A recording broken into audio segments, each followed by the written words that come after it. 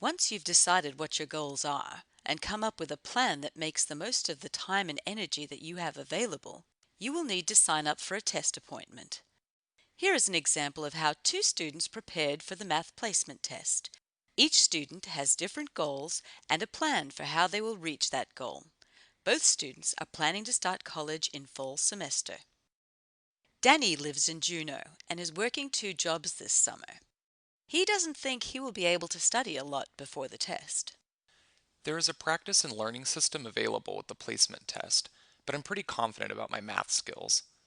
I graduated from high school 5 years ago, and my winter job as a welder involves some math. I also do some basic bookkeeping in my summer job with the fishing fleet. I am curious to see how my work experience matches up with college math levels. Applications are due in late summer, so I'll go to the testing center and do the test in between trips on the boat. I live in Juneau, so I can do the placement test on any weekday at the Juneau Campus Testing Center. They have a better internet connection than I do when I'm at home or on the boat. Near the end of summer, Danny scheduled his test appointment. I was a little nervous and worried that my nerves would affect my test score, but I was as prepared as I could be. I took the test in the afternoon after lunch when I'm really awake and have a lot of energy. I was pretty happy with the result. I got a score of 80, which means I can start on college level math classes from the first day of college. Now let's see how Natalie prepared for her math placement test. Her situation is different to Danny's because she feels nervous about her math skills. I know I'm interested in doing psychology, so I need to plan on doing a lot more math. I'm worried that I've forgotten everything but adding and subtracting. I haven't used math for anything other than balancing my checkbook since I left high school 25 years ago. I'm giving myself 3 months to prepare before I apply. I was really happy to find out that the math placement test is free and that I have 4 chances to improve my score. The other great thing is that the ALEKS site lets you practice in between the tests. All I had to do was go to UA Online to set up an account and get a student ID and password that I can use to log in for the test. It took a few minutes to get set up, but then I was ready to get started on my study plan for taking the math placement test. With my login information, I was able to start using the math placement portal and take my first test. My first result was a 29, which means I have more work to do to reach my goal.